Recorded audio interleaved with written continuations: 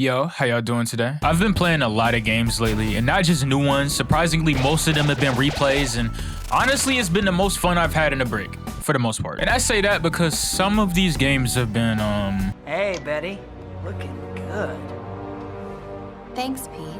No, seriously, Not only that, but it also got me thinking about why certain sequels to games have been less than favorable. And I don't mean just outright bad games, just certain sequels, you know? I mean, really think about it. Usually, depending on the franchise, when we see a sequel to a game get announced, there's never an immediate feeling of excitement, no matter how good the first game was. Now, naturally, there are outliers, but the most common reaction that we usually give is curiosity. And that's mainly because time and time again, we've seen what happens when we get a bad sequel. I just finished my playthrough of Kingdom Hearts 2. I decided to finally go through every Kingdom Hearts game since all of my friends keep telling me that the franchise is top 3. And not gonna lie, I cried at the end of KH2, but that's besides the point. I won't get too deep into it yet, but just know, it's a sequel that I hold in very high regard. As a kid, the first time I saw a sequel for a game I previously played and was cognitive enough to know in my FLCL mush brain that it was a sequel was Mario Galaxy 2, and it blew my mind. The giant 2 next to the title actually meant something. The game felt more vibrant, the power-ups were fun, the worlds felt more expansive. All around, it took all the great stuff from Galaxy 1's gameplay and kicked it up a notch. It felt like every game with a 2 or 3 next to its name was supposed to be the upper echelon of gaming. A Link to the Past, move around. Zelda 2, The Adventure of Link. Now this has to be better.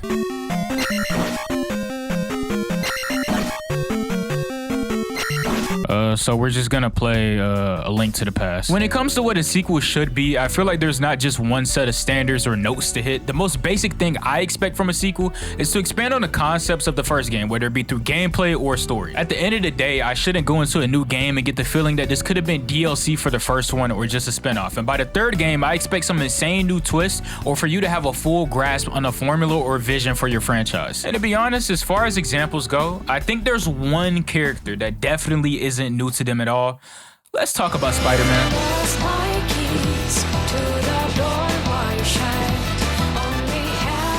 To prepare for this topic, I replayed every main Spider-Man console release in chronological order. Some of it was agony. And naturally, you know the first 2 games I'm gonna bring up. The first 2 movie games, duh. There's not much to write home about regarding the first one. It plays extremely similar to the Neversoft Spider-Man games, except it doesn't have nearly the same charm as them, and the swinging is still ass.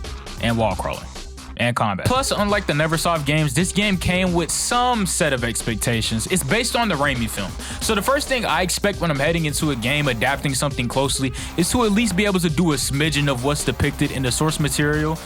And I guess I can punch. The swinging is ripped straight out of the Neversoft games with no alterations or improvements. And considering the high standards for depictions of web swinging the Raimi film set, this just wasn't gonna cut it at all. I mean, dog, this is the most 9 to 5 web swinging I've ever seen. Okay, I have those shots for JJ. Gotta get back to the Bugle, collect my money, and get my rent paid. He's supposed to be 17, by the way. And the swinging in the Neversoft games at least kinda makes sense, but for this one, it just doesn't. The movement Raimi displayed in the film completely rewired the average Spider-Man fan's brain chemistry to what he should look like in motion. We needed to do away with the rope-to-rope action. We need grace, finesse, speed, actual physics. So by the time the theatrical release of Spider-Man 2 dropped, it was time to do something about his web-tile dysfunction and actually make a real game this time. And oh my god, this game was straight crack. Finally, the definitive Spider-Man game forever setting the standard for any superhero game after. First things first, before we even bother going into the swinging, the combat. We have actual combos or real button combinations now, and as you progress, you get access to even more routes. And with expanded mechanics and traversal comes an expanded game setting. We can actually touch the street now. Bro, y'all don't understand. Being able to get off these dumbass skyscrapers changes your whole worldview. The innovations to the web swinging in this game still get talked about to this day. If you put the first game and this one side by side, it truly speaks for itself. And on top of that, they take the plot of the movie and add onto it with various villains throughout Spider-Man's rogues gallery. That Mysterio boss can actually die brutally though. I hope he's forced to live out the cycle of rebirth continuously. Just torture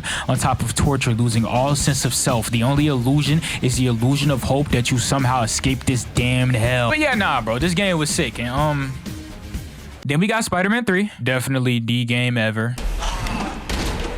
My back! They completely went backwards with the swinging. It's so much slower and just a regression of the system overall. The new slingshot mechanic is just a dumbass flight mode that you can't cancel out of. The combat isn't abysmally terrible, but when it gets clunky and you get swarmed by enemies, it's just agony. Due to the plot of the movie, I think they did the best they could with the black suit, and as far as the actual story of the game, I'd rather not dive into the rabbit hole. It was good for like 5 seconds during the whole lizard subplot, and then you fight any boss from that subplot and the game becomes a 1 out of 10. And the only reason it has that 1 extra point is because it gave us one of the coolest lizard designs ever. This boss can still suck, man. Overall, the game just feels undercooked compared to Spider-Man 2. There's not really anything insane to make it the better option over the previous game, unless you really like caked up Venom.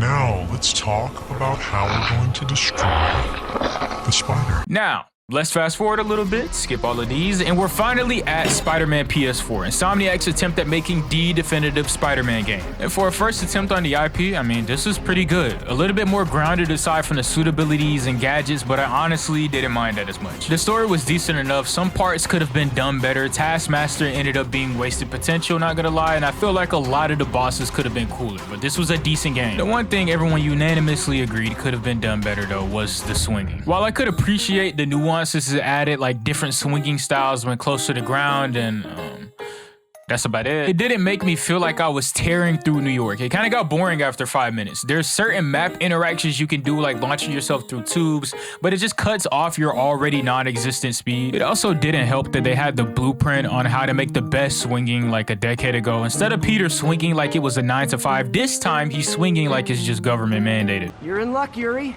Your favorite tough but lovable, grizzled, seen-too-much detective is in town. What? No. You promised you wouldn't do that Spider Cop.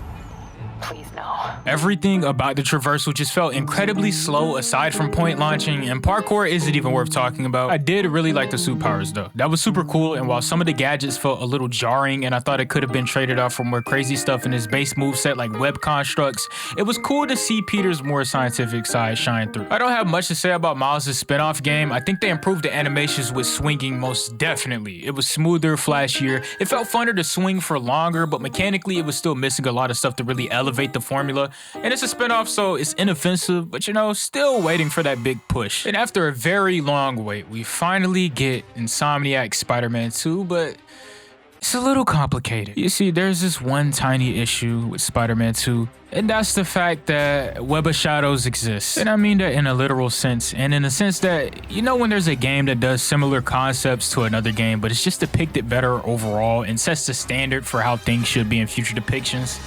Well, yeah, it's exactly that. And it's not to say that every Spider-Man game with the black suit should play like Web of Shadows, and this comparison is completely fair. But you have to understand, the shit that they were doing in 2008 for this game was revolutionary. This is the one Spider-Man game where I can say they completely took advantage of the fact that this was a comic book character, of course aside from Shattered Dimensions, and by proxy of that, aside from Edge of Time. The speed cap on swinging was much higher. Things you can do in traversal were just overall more freeform, and you could, you know, actually run down buildings. In Insomniac Spider-Man 2, you could lower the swing assist to break the speed cap even more and swing lower to the ground, but another problem actually arises with that. Once you touch the ground while swinging, you come to a complete stop and just land. In previous Spider-Man games, you could actually run along the ground while holding the web so you don't lose all momentum. The only rationale I can come up with for why they didn't include this in Insomniac Spider-Man 2 is that there's certain animations where Peter and Miles swing upside down, and while some of these animations are cool, it's just not worth the trade-off. Some of the things they did add also could have been a bit better in execution. I can't tell you how many times I've done the loop while swinging and the animation just tweaked out. The corner tether they added also left a bit to be desired. They upped the speed cap, which I can of course appreciate, but it just once again fell short of expectations. They included the improved animations from the Miles game and gave Peter and Miles the ability to use spider jump and spider dash, and that's about it for traversal additions. You of course have the gliding, but I don't really use it. It's kind of boring. And the slingshot, I mean, it's just a slingshot. The combat also didn't impress me much. If anything, it got easier. There are early game upgrades you can get that allow you to chain into vertical combos very easily, effectively letting you loop enemies for a full minute straight, not to mention the abilities they give you. And let me specify, not suit abilities, just normal abilities. The suit abilities got removed along with a good amount of suits from the first game, which felt kind of pointless, especially considering the fact they added some of them back in later free updates anyways. A bunch of the gadgets got cut from the game. I wasn't too mad about it, but people were reasonably upset because cut content is cut content. The black suit itself was also extremely underwhelming, both narratively and gameplay wise. Because you see, here's the core of the issue with Spider-Man 2 and why it's so heavily criticized. The set of expectations this game has compared to other sequels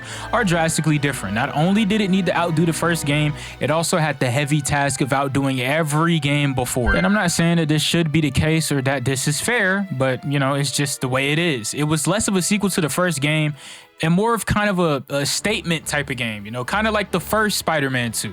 It was supposed to raise the standard, set a new status quo. And I get that the devs would have their own vision, but I don't know, this was kind of a wide open layup. You had so much to work with and so much feedback, especially considering the fact that Web of Shadows is once again a thing. Wall combat was a no-brainer. Spider-Man 2 is a symbiote-focused game where a bunch of symbiotes are running around that can do the same thing you do. At the very least, Peter should be able to fight on the wall while crawling. Differences in his base moveset, aside from the abilities you can equip in his base combat with the symbiote suit, were also a no-brainer. It just shows the emphasis on how Peter is affected by the symbiote outside of his personal relationships. And while we did get playable Venom, it was ass, literally. I think they could have done much more with the combat, traversal, story, pretty much everything. And I'm aware of the constraints they had during development. I was there for the Mega League. However, the story is still horrible. And on top of that, Donny Cates wasn't even credited, and 90% of the BS they did with the symbiote in this game were things he came up with in his own Venom comic runs.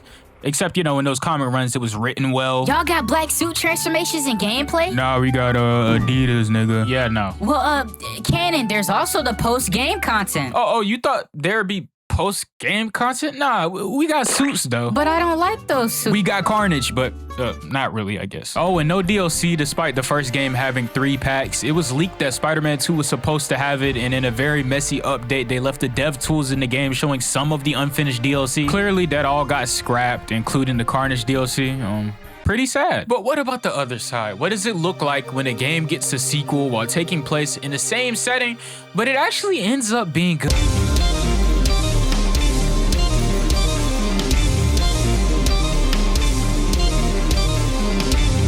By all means, Tears of the Kingdom is not a perfect game, but I do not regret this purchase. You know, I have every reason to hate the Hero of the Wild games, but I just don't. Annoying stamina system, weapon durability, gimmicky puzzles. None of these are like bad things inherently. They're just usually not my cup of tea. And I guess I was wrong because I 100% at both of these games, Korok Seeds and all. I'm a huge Zelda fan. Ignore this video, it's ass. So naturally, I'm biased, but there's a difference between having bias and 100%ing a game. I mean, I don't need to say too much. Breath of the Wild revolutionized what an open world game should be, kind of in a similar way that GTA did. Tons of content, new takes on the formula. It also rewards you for being a big ass Zelda nerd. You gotta love it, bro. And I went into TOTK fully expecting to be underwhelmed by the gameplay in one way or another. I now know that Santa might be real. Since the game is in the same setting as the first, I wonder what we should add to make players feel like this really is a sequel with new concepts while simultaneously keeping the charm of the exploration from the first. All right, let's open a fat ass cave in the ground and drag this twink to heaven. It's just that simple. Not only can I retread places I've been and see totally different things, I can also explore parts of the world I didn't have access to prior. And I don't mean minute differences and 3 extra quests. I'm talking sections of the game centered around these areas plus the additional side content. Players wanted outfits that were only available in the first game by using the amiibos. How about we accommodate them by adding them to the base game in one of these new areas? A lot of people enjoyed the added difficulty of Master Mode and have a strong grasp on the mechanics of the game. Let's ramp up the difficulty since 99% of players already have hundreds of hours in the first game and already know the ins and outs of the base mechanics in combat. Speaking of mechanics in combat, why not add some new mechanics that allow you to interact with the world more than ever with weapon fusion? And while the abilities do end up getting changed in this game, unlike Spider-Man 2, they don't lower the amount you have access to. I think the story of TOTK could have been a bit better. I really thought they were hinting at bringing back Demise for a moment, but of course not. Oh, and stop making Breath of the Wild spin-offs, please! But honestly, all things considered, even though Spider-Man 2 could have been a lot better as a game, I can recognize and respect that Insomniac tried their best to put together something with the scraps they were left with. Some people just really don't care, you know, funneling dev teams and money into soulless yearly games without caring about quality or the consumer. I'm a cloud of fire!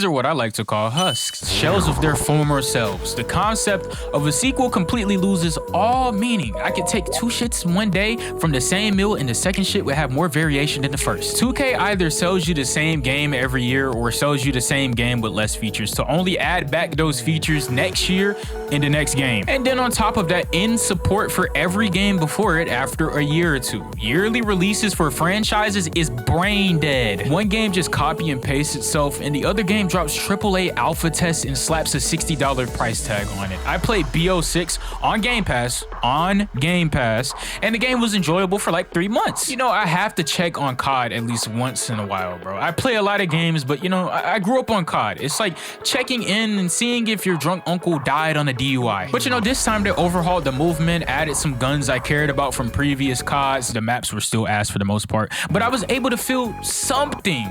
And then I stopped playing for a month, check up on the game, and it's just terrible. You know, I grinded for Dark Matter in this game and everything. I felt kind of accomplished. But before I could even process it, the next week they announced Black Ops 7. Before a game itself is able to properly develop an identity, it's on to the next, which is insane for a franchise with over 10 entries. And I don't care if it's different dev teams for different titles. Dude, it's COD. It is COD, bro. They just grab dev teams from like the organs of my favorite games and then just funnel them to make the COD machine. What a waste. They're just dropping live service games for $70+ and modeling glorified updates as sequels, which seems so strange and counterintuitive. Why would you even consider this the successor to the first game? It's supposed to hold so much more weight than just naming a spinoff. And it's ironic because Cold War is one of the best Black Ops in a long time and it doesn't even have a number next to it. It's still considered Black Ops 5 because, you know, the next Black Ops game was 6 and they skipped over the 5 because they made 4. You get it. Do you know how geeked I was buying the Black Ops 3 PS4 bundle? That feeling died with that game. I should not be seeing Black Ops with a huge 10 next to its name. You are not Final Fantasy. You haven't earned anything. Matter of fact, screw this section. Closing thoughts. Fuck you, Activision. You take away amazing dev teams to chain and shackle them to your AAA milking machine. If you defend this company and IP, you have an asphyxiation kink. Anyway.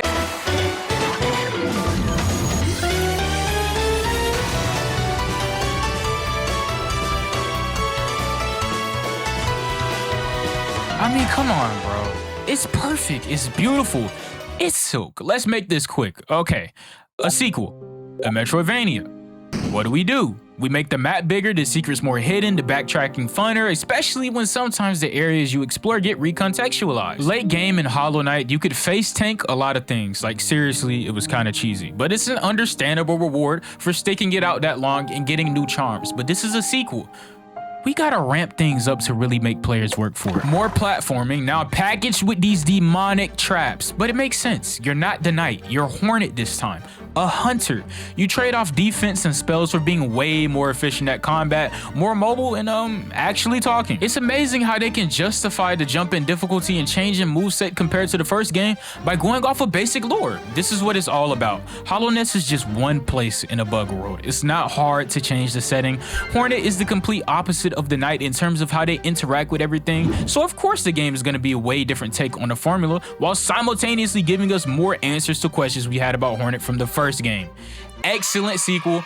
Bravo. Now granted, they had an amazing basis with the first game and a painfully vocal community. I knew it was going to be good, but it still shattered my expectations. Running in my bug game, unheard of. I can't tell you how long it's been since getting a sequel for a game really moved me like this. Tears of the Kingdom was amazing. I didn't feel empty after playing it, but it didn't It didn't hit like SilkSong. There we go. But no, like seriously, like I'm so dead serious when I say this. Every single box that could have possibly been checked was checked, and then they made more boxes and then they checked it. All the extra dev time was just packed into improving the game. There's probably genuinely never gonna be another sequel like this. Like unironically, there's no way there's ever gonna be a better sequel than this.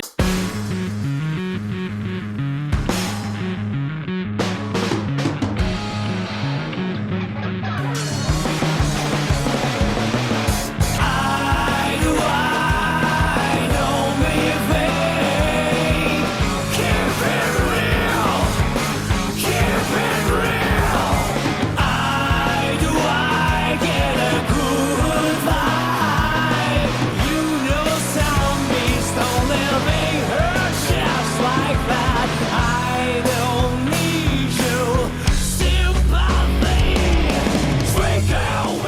went into Kingdom Hearts completely blind, with extremely high expectations. You know, I'm not gonna lie, I was ready to do a little bit of clowning. I'm lame, I get it. I am now a changed man, and Kingdom Hearts is what ended up inspiring this video. Going into the first game, I could definitely tell it was a PS2 game. A PS2 game with amazing character models though, and at first, I thought the Disney characters would throw me off in a game with Final Fantasy reps and this Resident Evil ass final boss, but it ended up being some of the best parts. It's impossible to imagine Sora without Donald and Goofy by his side every step of the way. Anytime Sora falters or slips into despair, they're there to immediately raise his spirits, and it's especially apparent in Rechain of Memories. As far as the gameplay itself, it's a bit of a love-hate relationship. While I do really like the menu system and added abilities, where this game feels constricting and combat comes from the movement itself. There are ways to get around it, like abusing the insane amount of iframes you get from raid and roll and pretty much everything. In late game, the float ability becomes extremely useful, but it usually boils down to Eroga, Stopga, and shredding. The only annoying part is that Eroga is tied to getting every single Dalmatian in the game. It isn't that bad of a fetch quest, but it can be a bit tedious backtracking, especially in this game. Oh, and if you picked anything other than the ride at the start of the game, you pretty much just threw off your entire playthrough. And as for bosses, they vary from super easy, super fun, loopable but kind of difficult, to just absolute garbage. And this is where the problems with the combat start to shine. To preface this, I will say that I played this on proud mode, and I'm aware that the game wasn't originally balanced around it, but I believe most of the points will still stand. For starters, most bosses in this game have their cheese methods, and as long as you grind enough, you can pretty much stomp everything, but grinding in this game isn't the funnest pastime, nor is it very engaging. If you're going through the game and doing everything as you come across it without grinding at least a little in between, there's also another issue that arises, and that's the actual leveling system. At the beginning of the game, you're asked to pick between dawn, midday, and dusk. These three options are tied to how you level up in the game. If you pick dawn, you're able to level up from 1 through 40 pretty quickly, but from 41 onwards, leveling up is a very slow process. If you pick midday, you're an idiot, not even worth elaborating on, and if you pick dusk, it's a little bit slower to get to level 41, but after that, it's smooth sailing for the most part. Now, there are abilities you get in the game when you level up, but they're pretty much necessities, especially on proud mode. Magic is by far the most broken thing in this game, and if you pick the rod at the start, when you level up, you get access to those broken things a lot sooner. That's the only reason you'd ever pick Dawn on proud mode. But guess what I picked? My dumb Final Fantasy X Devil May Cry brain picked the sword, and on top of that, I picked Dawn, so a lot of the magic stuff I really needed was only able to be unlocked way later on. You know, after level 40, where the grind is impossibly slow, I went my entire Cage 1 playthrough without Leaf Bracer, and I only got MP Rage right before the final boss. Two of the best abilities in the game. Speaking of abilities, the flight bosses, they just gotta go. Since you're flying,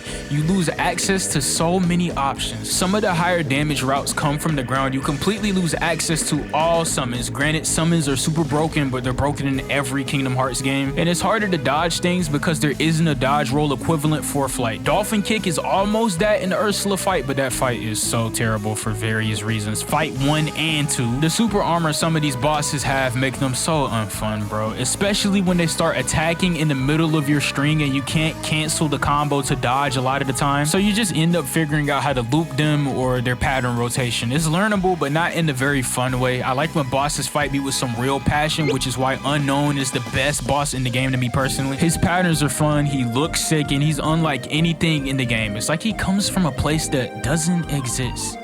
Did you see what I did there? Did you see it? Another issue I had was the level design in some parts of the game. Places like Agrabah and Wonderland were definitely on the funner side. It felt really rewarding to figure things out and platform, but Deep Jungle, oh my god, aimless. The platforming was buns. The whole world just didn't move me much. It felt like a job. The boss was a pushover too. You could just like stun lock him for his entire first phase by jump slashing twice. It was pretty anticlimactic. Once you unlock Glide, the platforming might as well not be there. Speaking of things that shouldn't be there, the gummy ship missions, buns, not engaging in the slightest. Don't even bother upgrading your ship until the last 2 flight missions. The visuals, you can't see it, but I'm using air quotes, were pretty bad. Aiming in slows you down, so you have to sit there for longer. The ship designs themselves suck. These obstacles are also terrible. You want to know the method for these missions? Stack a bunch of health upgrades up and idle. That's it. This is just a means to an end. Once you unlock warp drive, it'll be the biggest sigh relief you will ever have, and that feeling is one thing that I can't take away from this game no matter what. The sense of accomplishment you get from getting through anything in this game is unmatched, and not in a way where you're happy it's over. All the rage just disappears, and that's why we can't speak ill of KH1, because regardless of my critiques, I can totally see myself going back to the game. This particular enemy though, burn. It completely gatekept me from grinding Ultima. The thing that I need from it only, like, the chance only raises if I kill a certain amount of them, and then if they detect me, they start spawning shadow clones that are all immortal, and I can't get any drops from them if I kill the shadow clones. What? Not only that, but it's not a 100% chance of you spawning them. The only way to get it to be a guaranteed chance is if you wipe the entire room. And 9 times out of 10, if you're grinding for Ultima, the room is gonna be full of in-game enemies. But somehow, I still had a lot of fun with the game. It could be polished a lot more, and it'd be nice to have more options regarding movement, but I couldn't think of any way they could drastically tweak or replace anything. The core mechanics introduced in KH were insane. Buffing things felt like it could break the game. Nerfing anything would make things more sluggish. The unique puzzles and platforming in the worlds was rough around the edges, but to completely discard it would kill the whole game. Making the Disney characters take a backseat would be shelving an amazing supporting cast, and we'd miss out on really good characterizations. To do these things would be the death of the franchise's identity, right? You can't make a Kingdom Hearts game like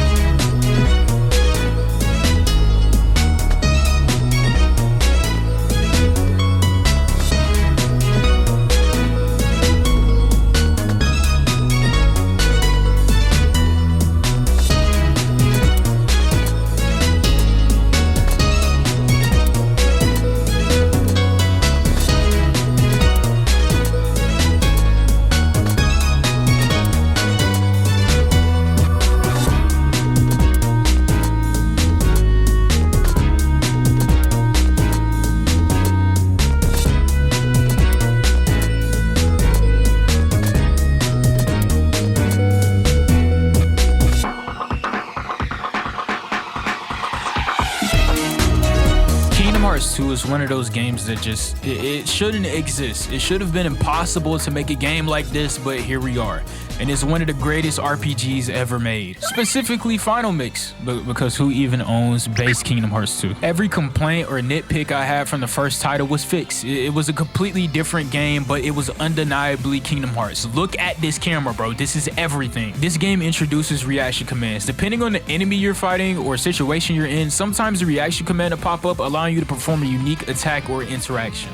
But in boss fights, it gets crazy cinematic. The feeling of ending a fight on a reaction command, chef's kiss. Abilities get expanded 10 times over. More attacks, more buffs, more keyblades, and more ability points to spend. And Donald isn't absolutely useless in this game. The AI for your party members get a lot better, but you know, that's a given. Along with the improvements to AI, instead of having Trinity seals everywhere to further show the bond between your team, you also have limit commands. There's special attacks that drain all your MP, but they can wipe the entire screen. And it might sound broken, because it is, but late game and post game on critical mode, you definitely need it. The game has a much bigger focus on combat, bigger combos, changes to all magic and new spells, more mobility to work with, and my personal favorite addition, drive forms. You unlock 6 drive forms and they all do different things. Valor form is the first form you unlock, and it specializes in melee combat. You can't block or use magic, but you get access to high jump, get a faster attack speed, and longer combo strings. Wisdom form is the second and is magic based. You do more damage depending on how strong your magic stat is, and on top of that, you can cast wisdom formed amp spells with a faster casting speed than default. You also skate around and gain access to this dash ability that really comes in handy later on, because the data fights in this game can suck. Next up, we got master form. Is one of my favorites. Essentially, it combines wisdom and valor. It changes all the combo routes. It amps the magic up even more.